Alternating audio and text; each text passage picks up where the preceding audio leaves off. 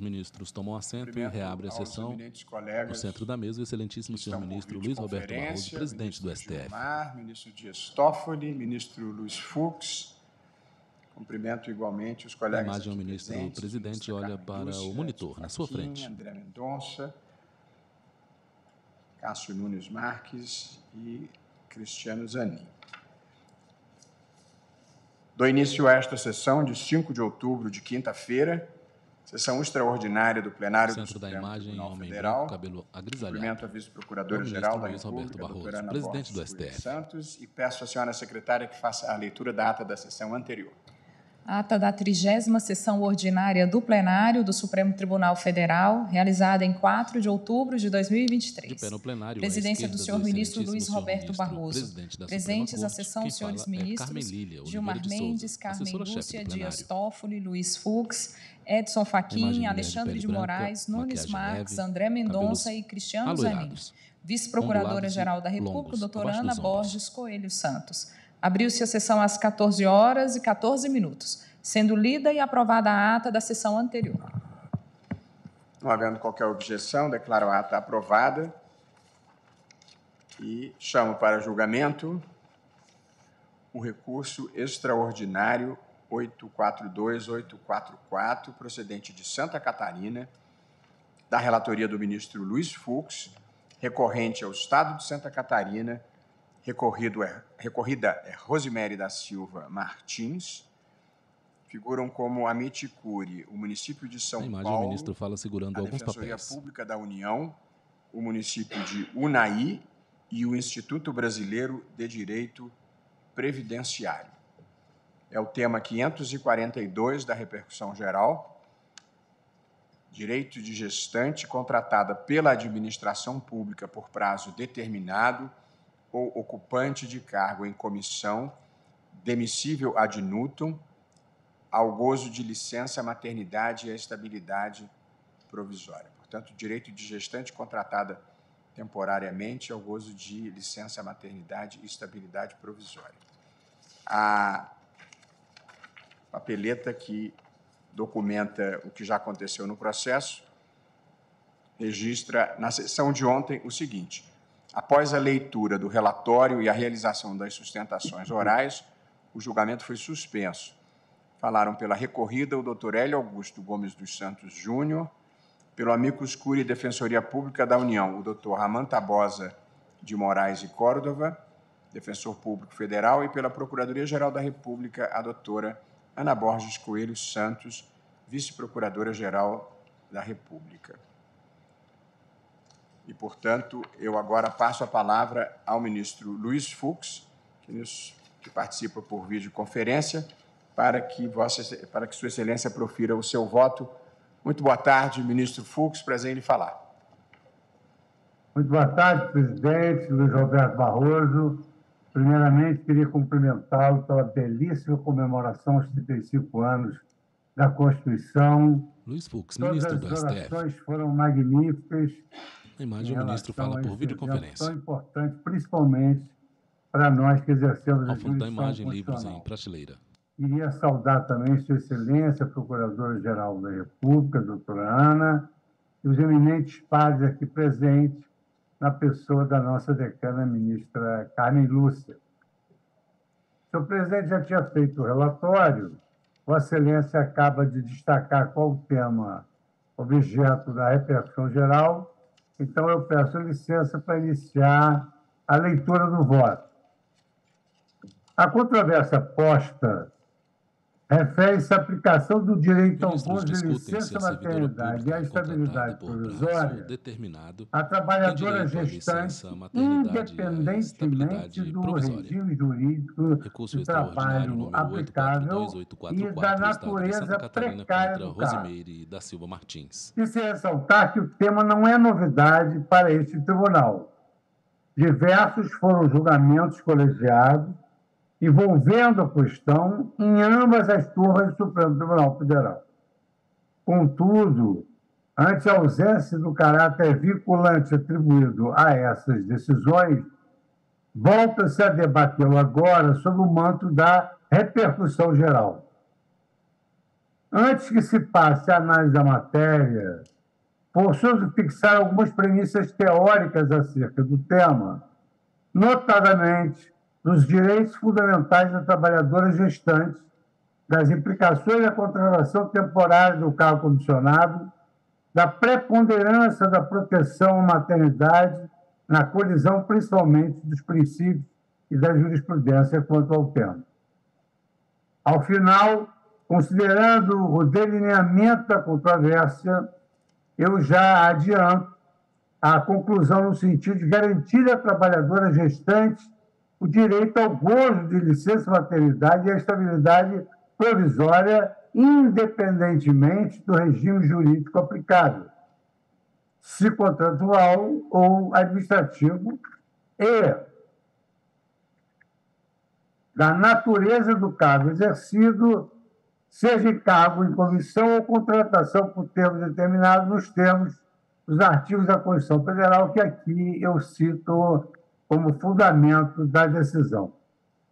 A primeira premissa teórica que eu traço, senhor presidente, e agrade a Corte, são os direitos fundamentais da trabalhadora gestante, a licença-maternidade e a estabilidade provisória. A presente questão com a palavra, excelentíssimo senhor ministro Luiz Fux, o ministro relator do feito, na pauta recurso extraordinário 842-844, gravita em Estado de todos Santa os Catarina sagrados contra direitos Rosimeire da Silva sociais do Martins. indivíduo, como se observa do rol do artigo 6º do texto constitucional, que inclui a proteção à maternidade e à infância. O artigo 6º assim assenta: são direitos sociais a educação, a saúde, a alimentação, o trabalho, a moradia, o transporte, o lazer, a segurança, a previdência social, a proteção à maternidade e à infância, a assistência aos desamparados na forma desta Constituição. Deveras, a temática relaciona-se à inserção da mulher no mercado de trabalho, que foi fator para o Estado promover políticas públicas que conciliassem a família e o trabalho para o desenvolvimento pessoal e profissional da mulher. Por esse motivo, as medidas adotadas pelo Estado, como a proteção à maternidade, são de discriminação positiva, ou seja, não constituem prerrogativas injustificadas ou abusivas, porquanto o Estado favorece as mães como forma de tratar as diferenças naturais e amplamente justas entre os sexos. De fato, o tema decidendo concretiza a evolução dos direitos atinentes, sobretudo a proteção da mulher no período de gravidez, além da proteção do nascituro e do infante. Esta evolução, ela remonta à realidade hoje enfrentada pelas mulheres após a conquista de importantes direitos sociais, o que, no Brasil, se iniciou em 1827, com a palavra, o excelentíssimo senhor ministro Luiz Fux, ministro relator do feito. Além do nível primário, evoluindo para o direito à educação superior em 1879, na pauta recurso extraordinário número 842-844, Estado de Santa Catarina contra Rosimeire da Silva Martins. Ao trabalho em 1962 e ao direito aos cartões creditícios, bem como o direito de divorciar-se, em 1977, e também, de acordo com a Constituição de 1988, o direito aqui, hoje tão destacado, o direito à igualdade. Quer seja no mercado de trabalho, a partir da igualdade salarial prevista no artigo 7º, quer seja na relação conjugal, mediante a previsão de que os direitos e deveres referentes à sociedade conjugal são exercidos igualmente pelo homem e pela mulher. Aqui o artigo 226, parágrafo 5º. Entretanto, em que pese os grandes avanços conquistados ao longo dos anos, a mulher contemporânea hoje se depara com o desafio de equilibrar o mesmo nível de cobranças profissionais masculinas com o singular papel de ser mãe, o que frequentemente acaba gerando distorções anticompetitivas no mercado de trabalho. Uma falha do mercado que apenas poderá ser endereçada através de políticas públicas, como é o caso da materialização da garantia constitucional das licenças parentais. Traço agora, senhor presidente, uma segunda premissa em relação à licença maternidade. O direito à licença maternidade tem por razão o reconhecimento das dificuldades fisiológicas e sociais enfrentadas pelas mulheres durante o período do puerpério, considerando as circunstâncias pós-parto, como a recuperação físico-psíquica da mãe, além da importância da amamentação servidora pública contratada por prazo determinado tem direito à licença maternidade e à estabilidade provisória.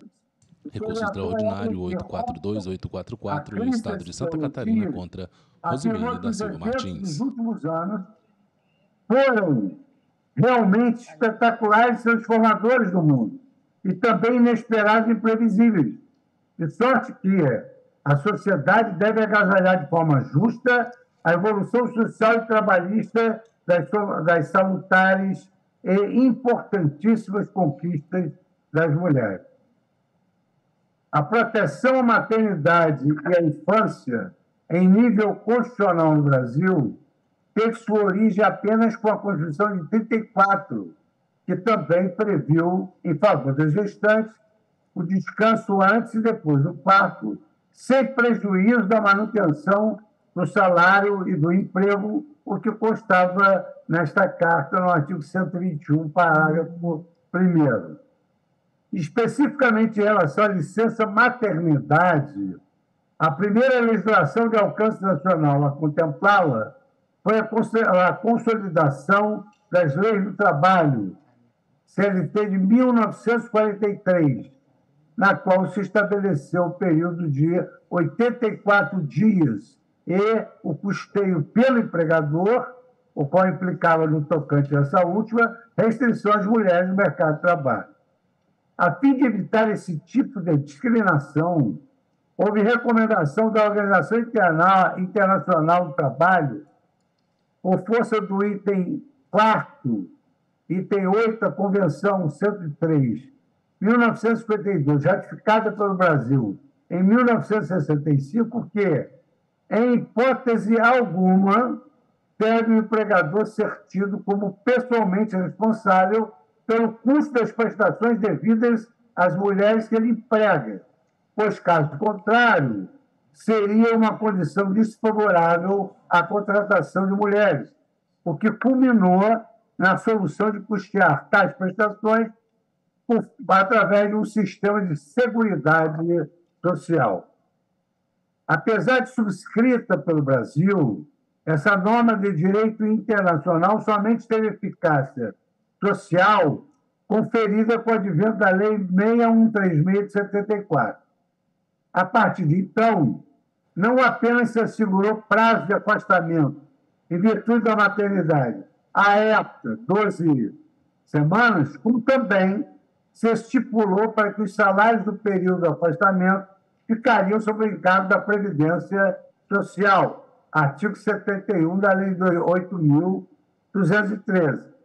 Medida que veio para não desestimular a contratação de trabalhadoras pela classe empregadora, que não mais arcaria com os custos do eventual afastamento em caso de condição gravídica. Doutrina Maurício Godinho Delgado, que a ordem jurídica procurou minorar os custos normalmente assumidos pelo empregador, isso em decorrência de uma política social dirigida a eliminar discriminações da mulher no mercado de trabalho. Após as supracitadas modificações legislativas, em 1988, a nossa Constituição foi expressa em ampliar as proteções jurídicas à trabalhadora gestante, a fim de garantir como direito fundamental a licença maternidade de 120 dias, no artigo 7º, inciso 18º, além de assegurar a estabilidade provisória do emprego, até que uma lei complementar disciplinasse a matéria, estabelecido o marco temporal desde a ciência da gravidez, até 5 meses após o nascimento da criança. Eu cito aqui o artigo 10º do ADCT e os demais artigos da Constituição Federal, que são do conhecimento de todos por dever de ofício.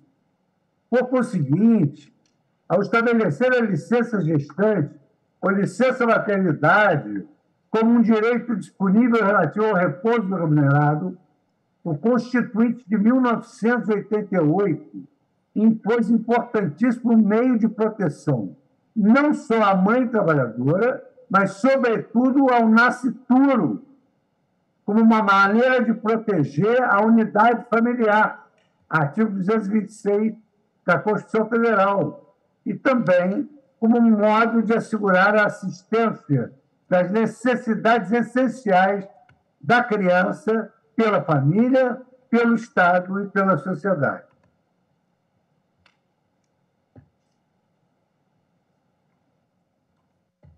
Com efeito, o tempo de convívio familiar é uma das necessidades descritas no texto constitucional, na medida em que, por ocasião do recente nascimento, representa vantagens sensíveis ao desenvolvimento de uma criança, a presença da mãe, uma vez que o afastamento laboral remunerado permite à mulher a tranquilidade para reabilitar-se física e mentalmente após o parto, além de viabilizar a opção de investir mais tempo no desenvolvimento deste novo membro da família, porque é fundamental para essa harmonia do núcleo familiar tão protegido pela Constituição Federal.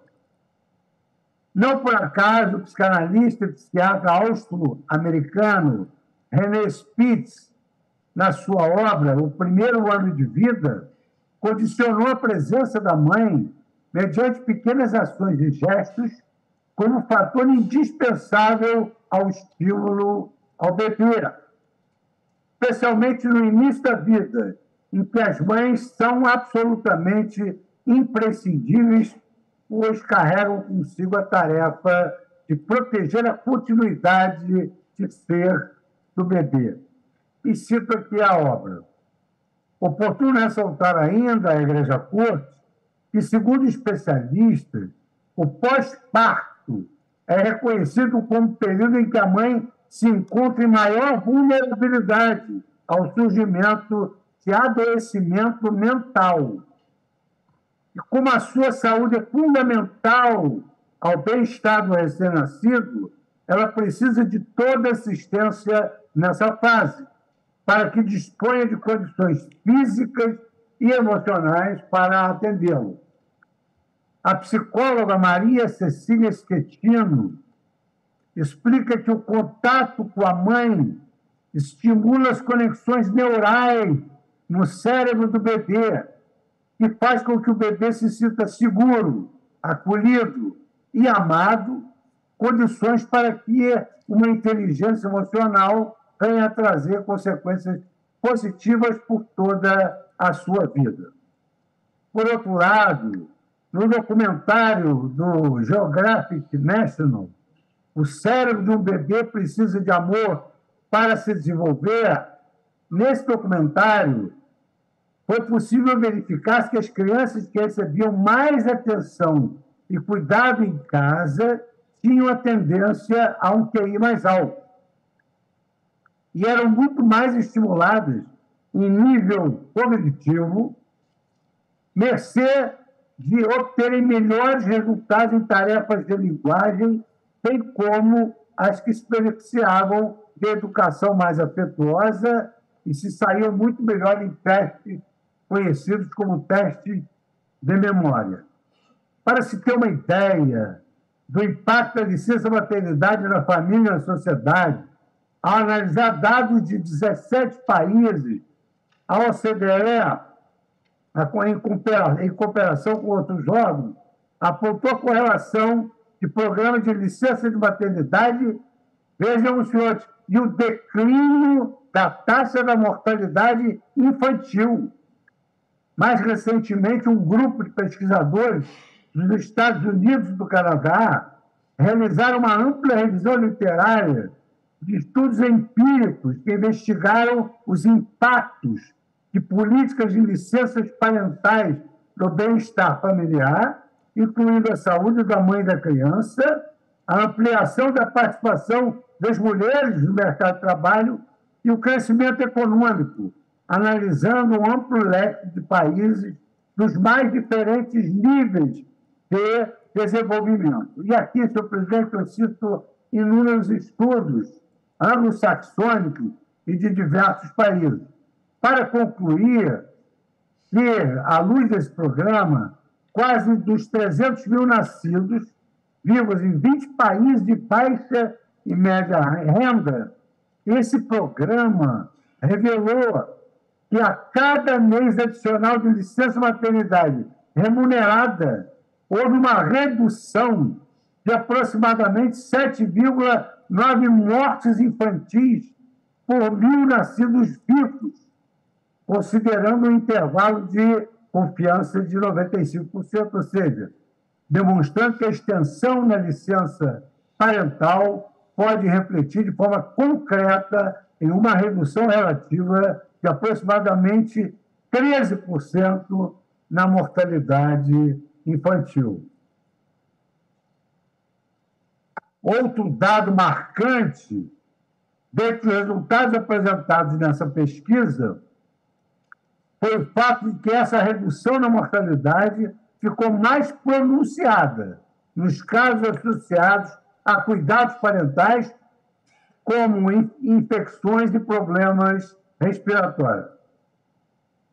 Para além dos benefícios relativos à saúde infantil, o que foi explorado em diversos estudos recentes e com abrangência internacional sobre o tema, e aqui eu cito historiadores e cientistas de todos os países, também há uma série de evidências empíricas que atestam o impacto da licença maternidade na saúde física e mental da mulher.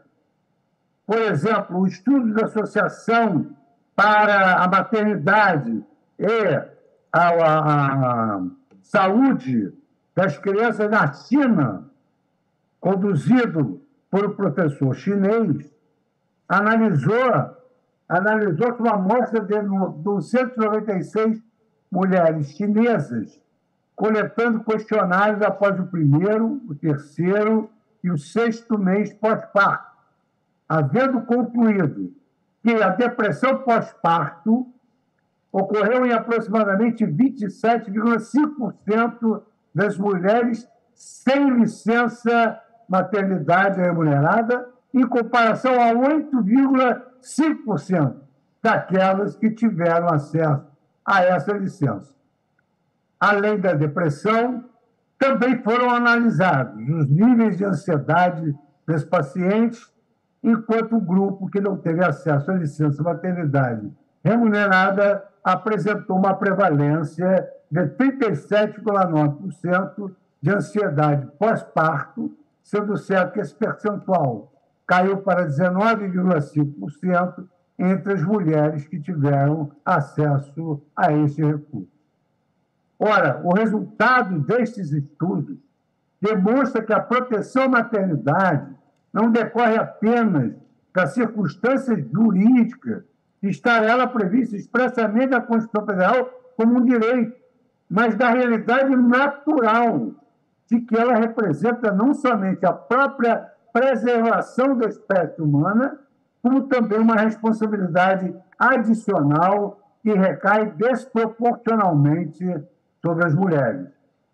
É nesse contexto que nasce, portanto, o dever do Estado em garantir que o fardo decorrente do excesso de responsabilidades acumuladas pela mulher contemporânea possa ser atenuado, aumentando os incentivos para que a decisão de ser mãe não se torne uma exceção, ao menos não por falta de políticas públicas que forneçam o suporte necessário ao exercício da maternidade.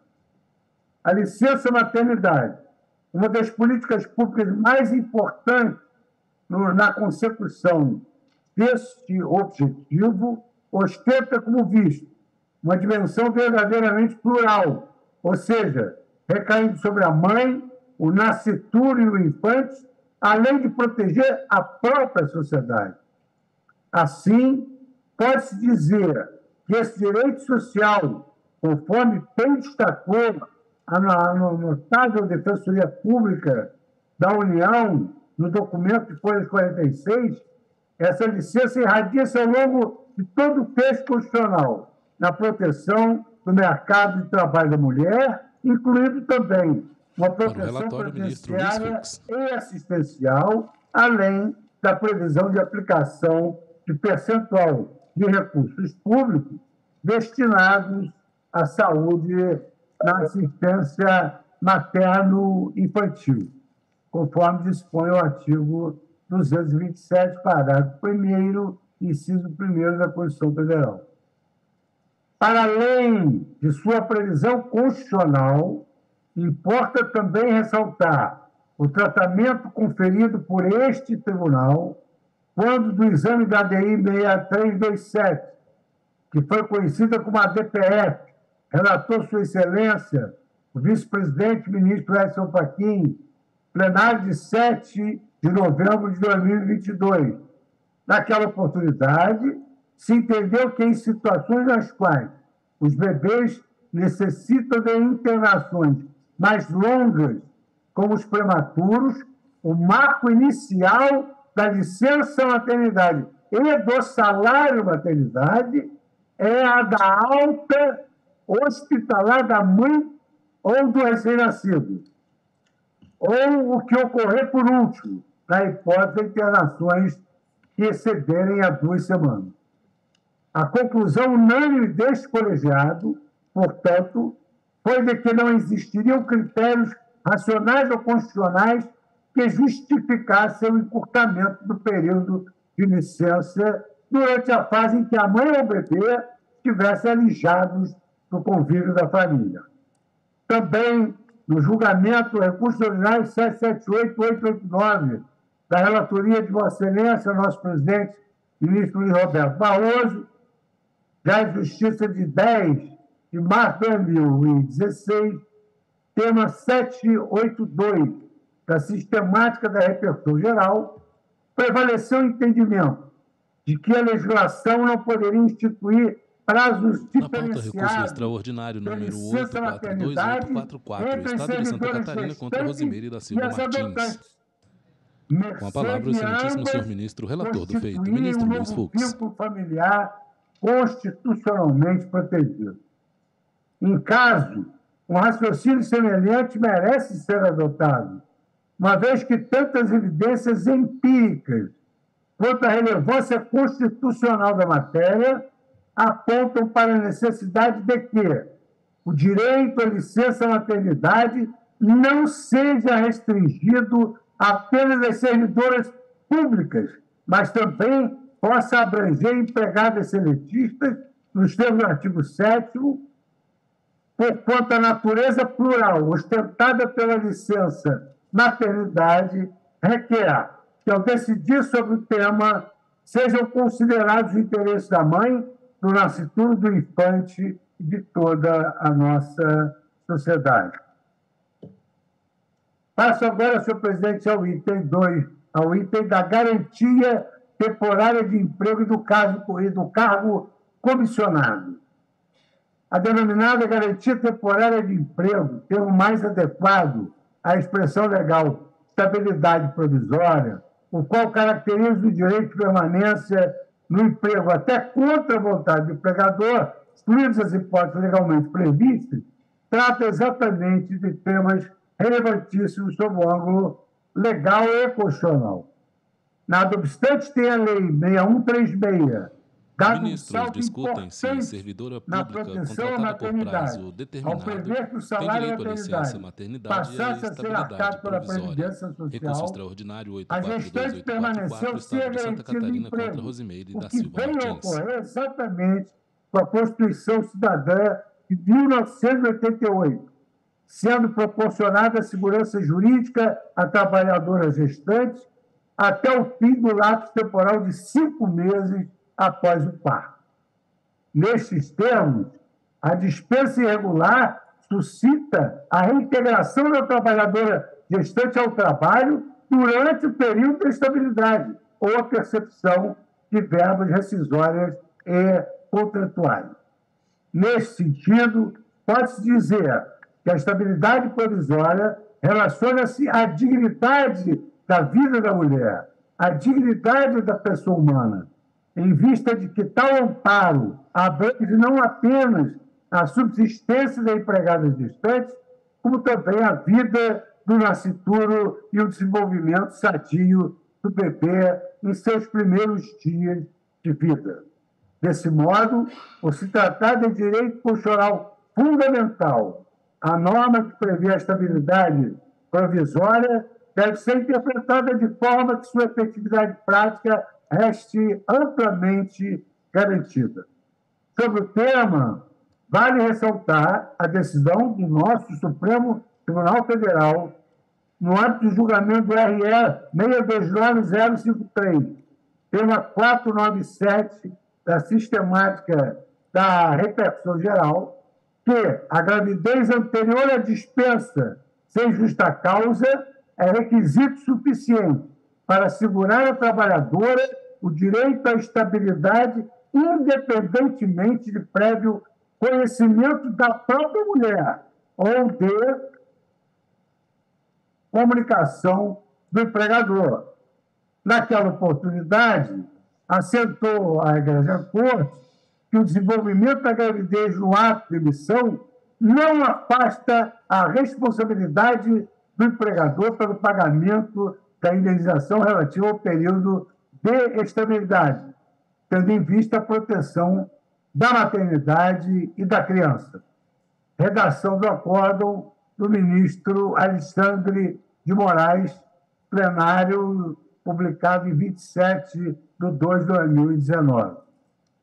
Resta salientar ainda, senhor presidente, a Igreja Corte, que o Constituinte tomou o cuidado de expressamente incluir, ao lado das trabalhadoras urbanas, rurais e domésticas, as servidoras ocupantes de cargo público, por força do princípio da igualdade para a proteção da maternidade previsto no artigo 39. Nessa perspectiva, conclui-se que, no contexto normativo axiológico do sistema jurídico, não se admite uma diferenciação artificial entre trabalhadores da esfera pública e da esfera privada, seja qual for o contrato de trabalho em questão.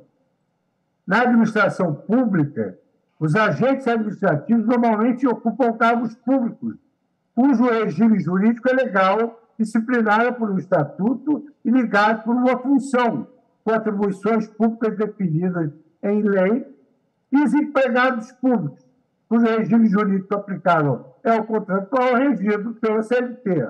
Entretanto, como é de sabença, há situações excepcionais em que o agente público representa a função na administração pública sem ocupar um cargo ou emprego público.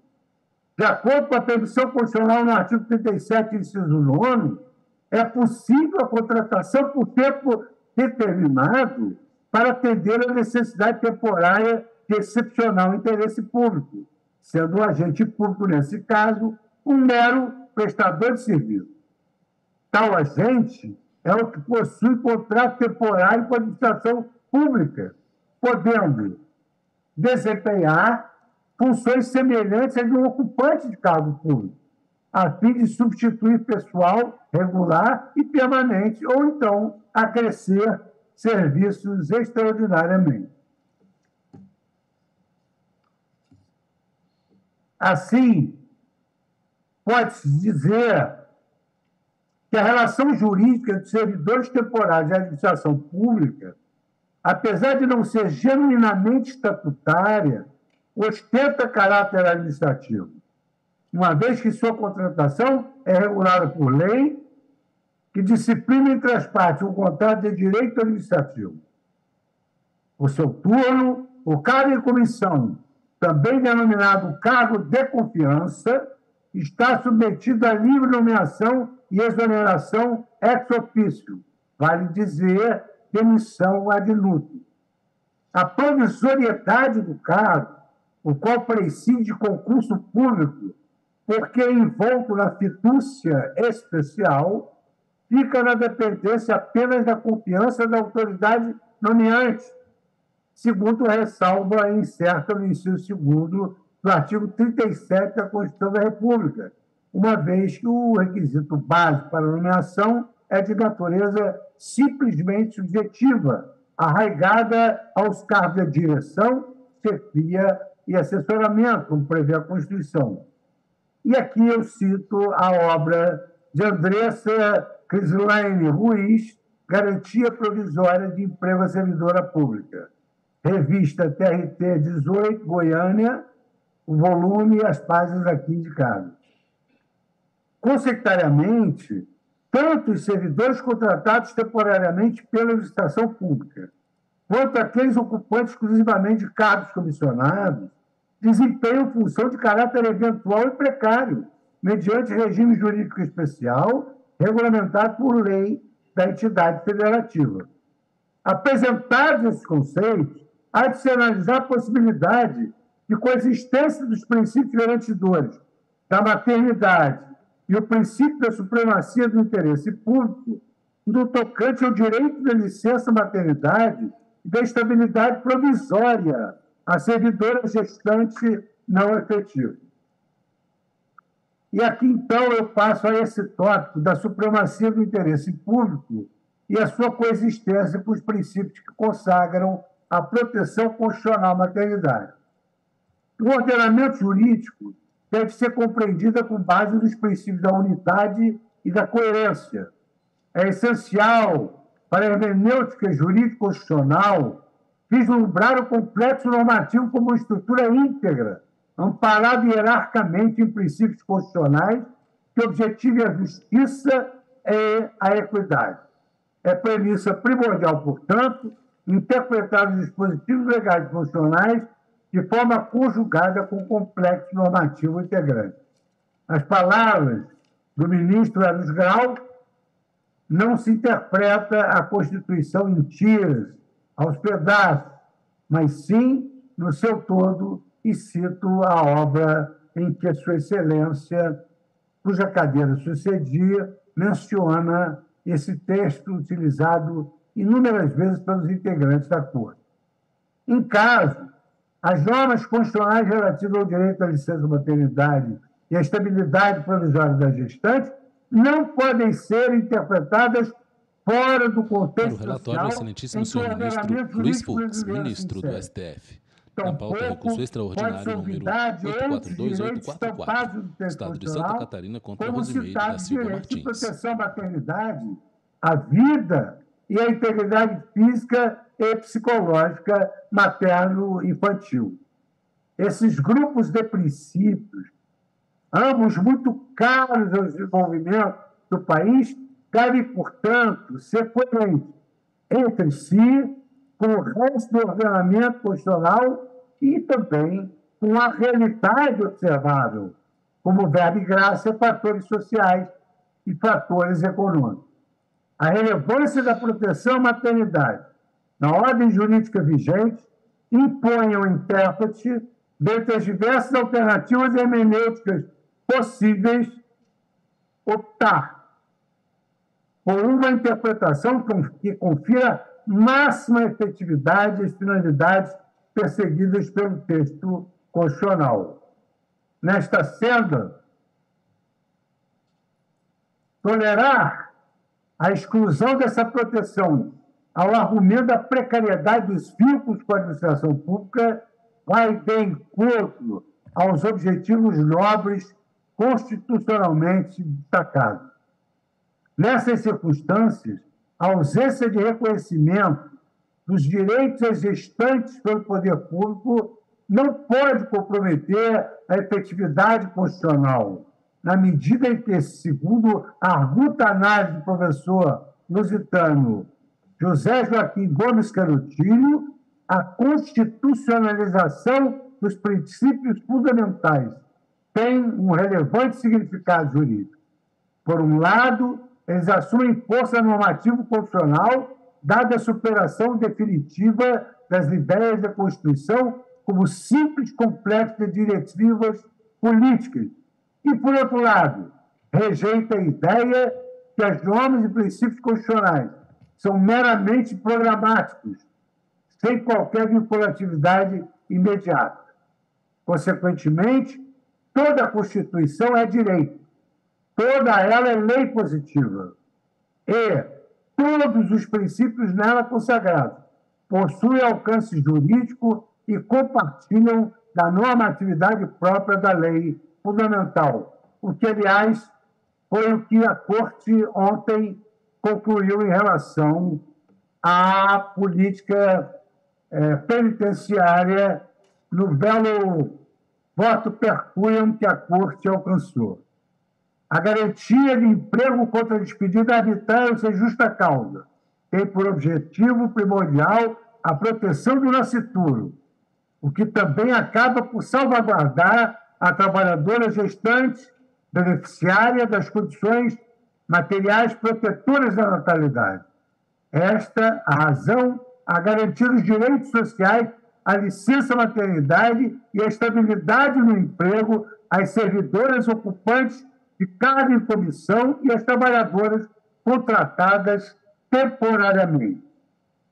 Enquanto dimensão de direitos fundamentais do homem, anota José Afonso da Silva, os direitos sociais são prestações proporcionadas pelo Estado, direta ou indiretamente, enunciadas em normas constitucionais que possibilitam melhores condições de vida aos mais fracos. Direitos que tendem a realizar a igualização das situações desiguais. Ressalte-se, nesse aspecto, que o direito à igualdade expresso no artigo 5º caput da Constituição Federal pressupõe a consideração das especificidades indevidamente ignoradas, por vezes, pelo direito, especialmente aquelas vinculadas à efetivação da autonomia individual, necessária à autorrealização dos membros da sociedade. Na linha da definição formulada por Ronald Working, a igualdade equivale a tratar... Na pauta, recurso extraordinário número 842844, Estado de Santa Catarina contra Rosimeire da Silva Martins. As decisões coletivas para o relatório, ministro Luiz Fux. Por instituições políticas cuja estrutura, composição e modo de cooperação dediquem igual apreço e valor às escolhas existenciais de todos os cidadãos. Deveras, há de se aplicar à discussão o princípio da igualdade, pois que, demonstrada a proteção constitucional às trabalhadoras em geral, prestigiando-se o princípio da isonomia, não há de se falar em diferenciação entre modalidades contratuais de servidoras públicas gestantes e as demais. É nesse sentido que, no caso subexamine, o reconhecimento das servidoras ocupantes de cargo em comissão ou em trabalho temporário, no âmbito da concessão da licença maternidade e da estabilidade provisória, tem o condão de fortalecer o direito à igualdade material. Neste sentido, importa explorar, com uma experiência legislativa e jurisprudencial comparada, vem sopesando esses princípios, casos concretos, como, por exemplo, em Ontário, a província mais populosa do Canadá, previu-se a extensão da licença maternidade a todas as mães biológicas, incluindo as mães de aluguel, prática permitida naquele país, com o escopo de compensar um período de incapacidade física ao trabalho associado à gravidez e ao parto. A norma responsável por determinar os padrões empregatícios de Ontário concede às empregadas gestantes o direito à licença maternidade de até 17 semanas. Faço aqui uma longa digressão do direito comparado, senhor presidente, e ainda assento que Reino Unido, Austrália, Japão e Suécia também possuem tratamentos legislativos similares, ou seja, com previsão da concessão da licença maternidade, ainda nas hipóteses de trabalho temporário. Para além do âmbito legislativo, há também uma ampla experiência jurisprudencial sobre o tema, como no caso do entendimento emanado pela Corte Constitucional chilena, ao examinar um caso em que se questionava a inaplicabilidade da denominada Lei Orgânica das Forças Armadas do Chile, o que poderia produzir um resultado inconstitucional, dada a previsão da desvinculação das mulheres profissionais integrantes do quadro de pessoal da tropa profissional por ter terminado o prazo máximo de 5 anos de serviço efetivo, mesmo em seu período de licença maternidade. E aqui, então, senhor presidente, eu narro o caso que consta do voto. Ao igualmente debruçar sobre o tema, a Corte Constitucional da Colômbia, que ontem nos inspirou no estado de coisas inconstitucional, assegurou a prevalência das garantias constitucionais de proteção à gestante e à criança, reconhecendo o direito de uma cidadã contratada provisoriamente, avisada da rescisão aos 2 meses de gravidez. A solicitação da reintegração e outros benefícios foram consagrados pela Corte Constitucional. Para o relatório, excelentíssimo senhor ministro Luiz Fux. Retomando a discussão, no nosso sistema brasileiro, o direito conferido pela Constituição Federal de 88 deve ser estendido à universalidade das servidoras, uma vez que a condição da gravidez é o bastante excepcionário direito, pouco importando a essa consecução a modalidade do trabalho, já que a norma de extensão do parágrafo 2º do artigo 39 da Constituição Federal não foi de todo minudente, a ponto de excluir as trabalhadoras com vínculo não efetivo. Desta sorte, não é dada a distinção que o plexo normativo associado à proteção da mãe e da criança não foram objeto de nenhum descrime. Em sede doutrinária, assenta-se que no processo intelectual que leva aos conceitos, procura-se estabelecer uma tipologia dos fenômenos observados, de maneira que, por comparação, se manifestem semelhanças e dessemelhanças que permitam operar grupo entre eles. Acaba-se, então, arrumando fenômenos e as noções jurídicas de mesma natureza em categorias das quais se prendem, por encadeamento causal. A definição de um conceito jurídico deve descrever sua substância, que é o que nós estamos fazendo agora. O que importa é que a mãe é gestante. Tomando por base todas essas premissas, observa a inexistência do conceito de proteção à maternidade, considerada a sua essência como decorrente de fenômeno natural e biológico, traços distintivos a conceder a garantia a algumas mães servidoras e afastá-las a outras. Vale lembrar ainda que a Convenção 103 da Organização Internacional do Trabalho, OIT, de 1952, marco na proteção aos direitos excepcionais do período da maternidade, garante a toda mulher, no artigo 3º item 1, a denominada licença maternidade. Assim, conclui-se que a garantia emanada da norma constitucional em análise apresenta-se de maneira genérica e incondicional, atendendo por corolário o princípio da máxima efetividade dos direitos fundamentais, assegurando não apenas o emprego a trabalhadoras gestantes, mas uma gravidez protegida e digna ao nascituro. Pensar de modo diverso seria admitir que a servidora contratada a título precário jamais contaria com a tranquilidade e segurança para adentrar na fase da maternidade. Estaria essa trabalhadora à mercê do desejo unilateral do patrão que diz respeito à legislação em vigor e à dignidade da trabalhadora, poderia dispensá-la ainda que constatado e confirmado o período gestacional. E cito novamente a obra da professora Andressa Crislani. Portanto, a proteção ao trabalho da mulher gestante é medida justa e necessária, independentemente da natureza do vínculo empregatício, seletista, temporário ou estatutário, ou da modalidade do prazo do contrato de trabalho e da forma de provimento, em caráter efetivo ou em comissão de domicílio ad nutum.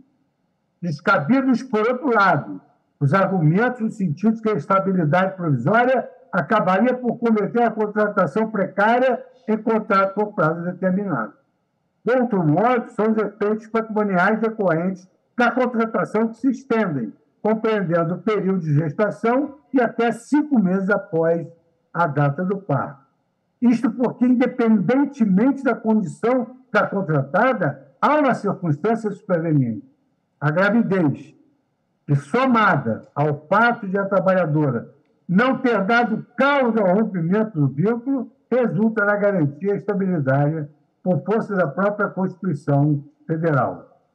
Ademais, a previsão geral de proteção à maternidade visando a prevenção e a redução de danos à saúde e à vida da mãe e da criança não exaure os pormenores da regra constitucional, que também encontra lastro de proteção em outros princípios. Nesse prisma, o artigo 718º da Constituição da República, que prevê o direito à licença-maternidade, deve ser interpretado em consonância com os princípios da dignidade da vida da mulher, da dignidade humana, da igualdade, da liberdade reprodutiva, do melhor interesse do menor e da proporcionalidade na sua dimensão à proteção deficiente. O cenário jurídico normativo exposto consequentemente impõe à Suprema Corte um esforço de integração dos valores contrapostos. A esta altura, não é demasiado afirmar que o direito à vida e à dignidade humana como fundamentos fundamentais de salutar importância sobrepujam outros interesses ou direitos, que, balizados pela técnica da ponderação, orientada pelos princípios da proporcionalidade e razoabilidade, cedem lugar à proteção do nascituro. Em primeiro lugar, descarta-se no presente caso a hipótese de lesão ao princípio constitucional implícito da supremacia do interesse público em relação aos atos decisórios da administração pública, sob pena de se desconsiderar princípios e normas da Constituição que asseguram a proteção à maternidade, nos quais envolvidos tantos outros princípios, inclusive a defesa e a própria dignidade da mãe e da criança. Em segundo lugar, é certeza que não existe a priori norma fundamental absoluta. Percebe-se que, caso a conclusão sobre a natureza dos preceitos fundamentais fosse outra, a Constituição Federal estaria fadada à desarmonia e à arbitrariedade do seu próprio texto. Não por acaso, Alexia elucida que não há princípios que prevaleçam sobre outros em caráter permanente, mas apenas em situações específicas. Salienta o eminente professor: é fácil argumentar contra a existência de princípios absolutos em um ordenamento jurídico que inclua direitos fundamentais. Princípios podem se referir a interesses coletivos ou a direitos individuais. Se um princípio se refere a interesses coletivos e é absoluto, as normas de direitos fundamentais não podem estabelecer limites jurídicos a ele. Em situações nas quais existe conflito principiológico, há de se ponderar os valores inerentes à situação apresentada Ministros discutem se servidora pública contratada por prazo determinado tem direito à licença maternidade e à estabilidade provisória. Recurso extraordinário 842-844, Estado de Santa Catarina contra Rosimeire da Silva Martins. Da vida da mulher, Relatório, da ministro dignidade Luiz humana, Fux. da mãe gestante do próprio nascituro. Em caso de relações servidoras que mantêm um vínculo de natureza transitória com a administração pública, a possibilidade de exoneração ad nutum decorre do princípio da supremacia do interesse público, ante possíveis dificuldades de se manter em posição estratégica com a servidora que não seja de confiança, o qual está em contraposição com os princípios da proteção da maternidade, da vida, da dignidade humana, da igualdade e da liberdade reprodutiva, sem contar com o melhor interesse do menor. Contudo, ainda que possa, de certa forma, causar restrição à liberdade decisória de agentes públicos, a proteção constitucional observa a finalidade mais elevada, a de proteger a mãe e a criança. Assim, o custo social do não reconhecimento de tais direitos, uma vez que em jogo as potencialidades das faculdades jurídicas dos quais a Constituição confere especial proteção, é consideravelmente maior que a restrição da prerrogativa de nomear e exonerar gestores públicos. A proporcionalidade da medida pressupõe a aplicabilidade da justificativa, que, no caso, compreende-se como finalidade de proteção à maternidade. Eu faço aqui, então, senhor presidente, também uma análise à luz do princípio da razoabilidade nas suas vertentes da necessidade, adequação e proporcionalidade. E assento que os custos sociais voltados às garantias da maternidade pela Constituição de 88, repartidos coletivamente, vale ressaltar, justificam a proteção, uma vez que associada ao fim de resguardo à vida e à saúde da mãe e do bebê, não sendo restritiva ao ponto de eliminar integralmente o quadro de escolhas da autoridade pública na gestão pessoal do contratado em comissão ou temporariamente. Ser inviável a reintegração da trabalhadora ao argumento que a ocupação do posto é atrelada ao critério de conveniência e oportunidade, faz ela jus a uma indenização. Deveras, a atuação discricionária da administração da autoridade administrativa é mitigada durante a gravidez por força de princípios protetivos à maternidade de extração constitucional. A discricionariedade decisória de promover exoneração ad nutum, com todas as suas implicações, cede em rara exceção aos princípios da proteção da maternidade e da igualdade. A autonomia do administrador, porém, não estará eliminada, poderá exonerar, como se diz, pagando-se, porém, a indenização substitutiva correspondente ao período da estabilidade provisória até 5 meses após o parto. Essa possibilidade, inclusive, afasta eventual excesso e corresponde às objeções de que governantes maliciosos poderiam recorrer a artifícios valendo-se de mulheres grávidas para sabotar os seus sucessores em final de mandato. Conclui-se, portanto, pelo reconhecimento do direito à licença maternidade e à estabilidade provisória em servidoras públicas ocupantes de cargos em comissão ou contratadas temporariamente. É aqui, senhor presidente, egregios integrantes da Corte, eu cito ampla jurisprudência do Supremo Tribunal Federal, é que o tema acabou se convertendo em repercussão geral, tendo em vista a sua eminência constitucional.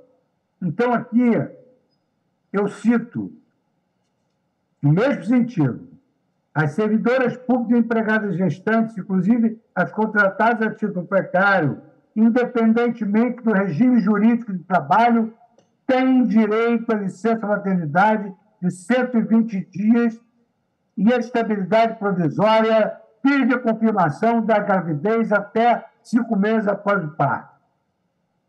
E aí, senhor presidente, eu cito os acórdãos aqui mencionados da Lava, dos ministros Eros Grau, Carlos Veloso, Ricardo Lewandowski, Dias Toffoli, novamente Dias Toffoli, Carmen Lúcia, Celso de Mello, Joaquim Barbosa, Carlos Veloso, Ellen Grace, por 2 vezes, e mais uma vez o mais recente de Sua Excelência, a ministra Carmen Lúcia, além de já ter citado todos os componentes que integraram a Corte na primeira turma e na segunda turma, contemporâneos ao meu ingresso também.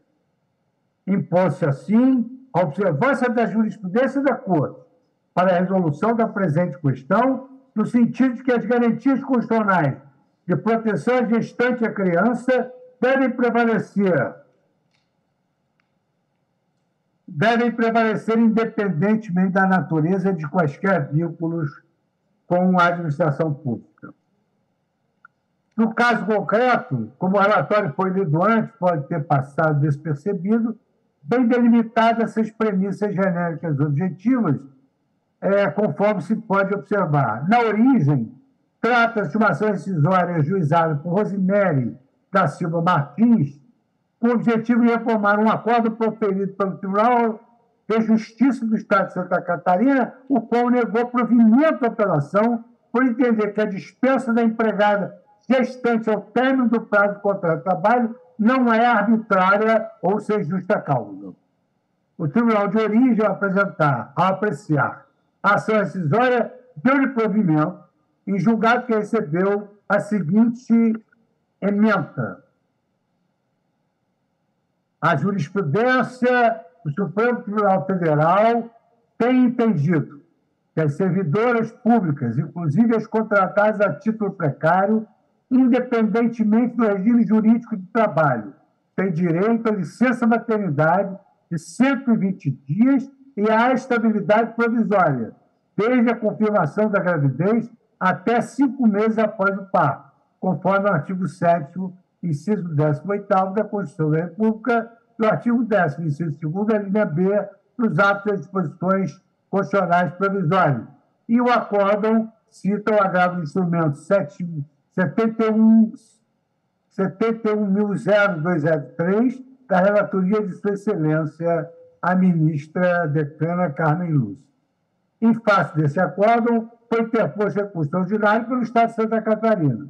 A vexata question, então, cinge ao direito de trabalhadora gestante ao gozo da licença maternidade e à estabilidade provisória, independentemente do regime jurídico aplicável e da natureza do cargo nos termos dos preceitos constitucionais.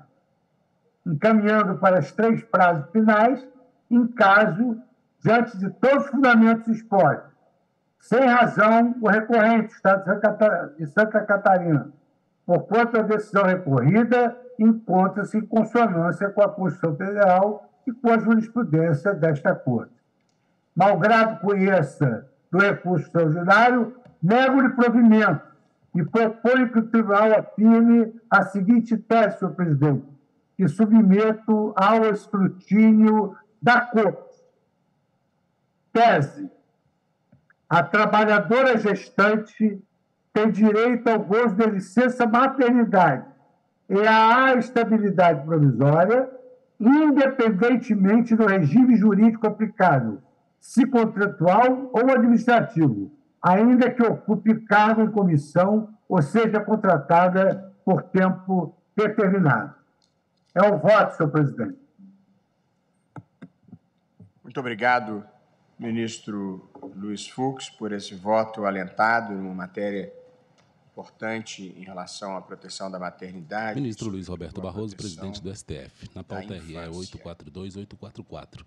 Estado de Santa Catarina contra Rosemary cada da Silva dos Martins. colegas irá se manifestar na medida em que tenha interesse, mas eu só indago genericamente se há alguma divergência. Ministro Zanin, deseja agregar algum comentário à matéria? Senhor presidente, eu também cumprimento Vossa Excelência, ministra Carmen Lúcia, aos eminentes pares, a doutora Ana Borges Coelho, em especial o eminente Zanin, relator ministro Luiz do Fux, STF. pelo denso voto que foi proferido. A imagem homem branco, pele avermelhada, e eu não tenho olhos claros, nenhum cabelos acréscimo a castanhos. fazer, subscrevo integralmente Usa terno os cinza, fundamentos de Sua camisa Excelência, branca, gravata tanto bege. para negar provimento ao recurso Veste toga extraordinário, preta sobre os como ombros. também para encampar a tese que foi proposta por Sua Excelência. Muito obrigado, ministro Zanin. Indago do ministro André Mendonça se tem alguma divergência, se deseja agregar algum comentário. Apenas cumprimentá-lo, eminente presidente, ministra Carmen Lúcia, eminentes pares, de modo especial o eminente relator, também pelo substancioso voto apresentado, senhora vice-procuradora-geral da República, eminentes advogados aqui presentes. Adiro integralmente ao não provimento do recurso e à tese que foi apresentada também pelo eminente relator. É como voto, senhor presidente. Obrigado, ministro André. Ministro Cássio Nunes Marques.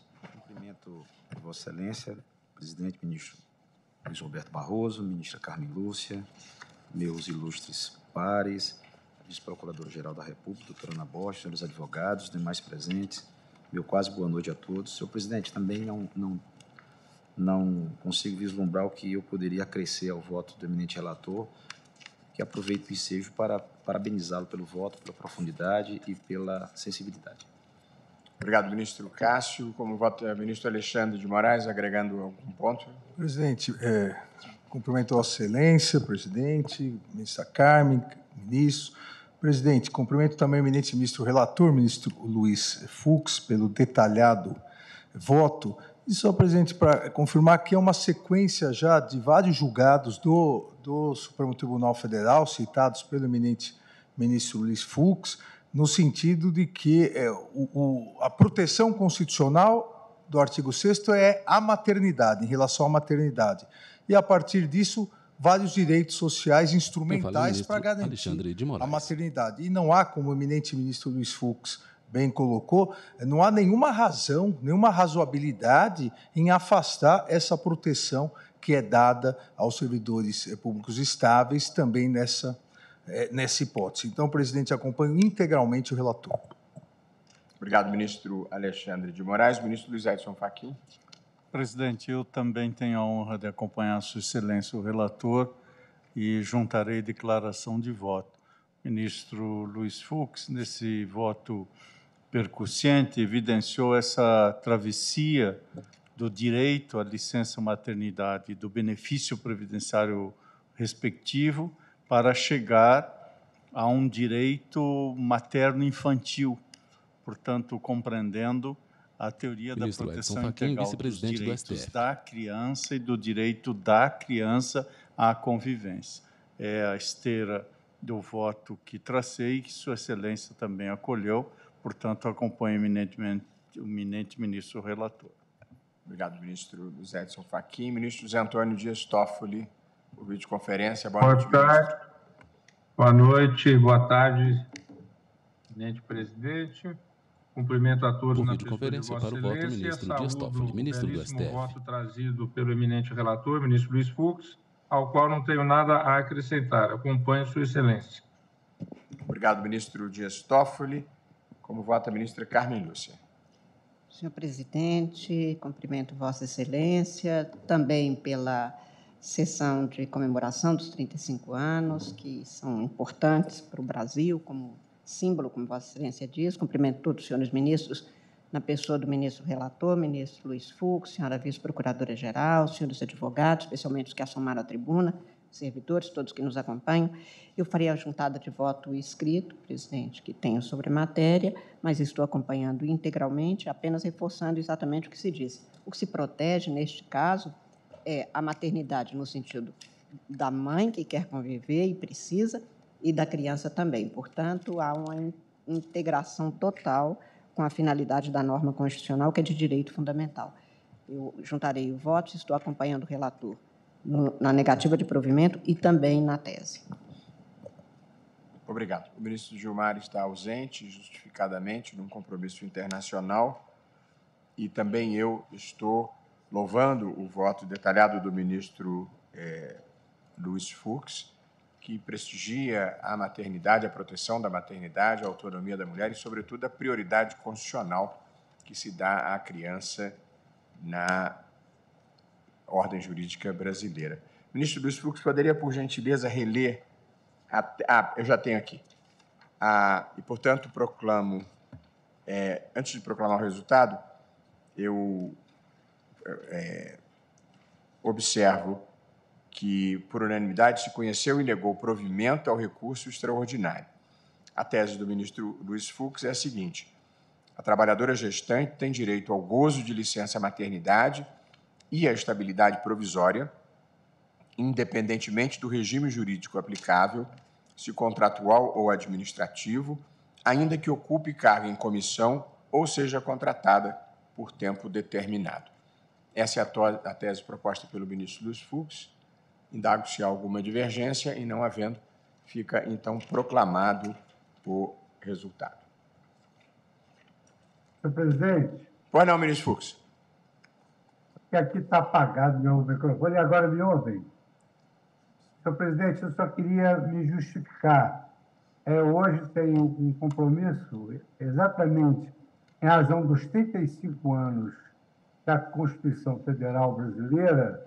O presidente da Comissão de Sistematização, o senador Bernardo Cabral, me convidou para saudá-lo na oportunidade em que ele vai receber o título doutor honoris causa. E eu, então, me comprometi com ele.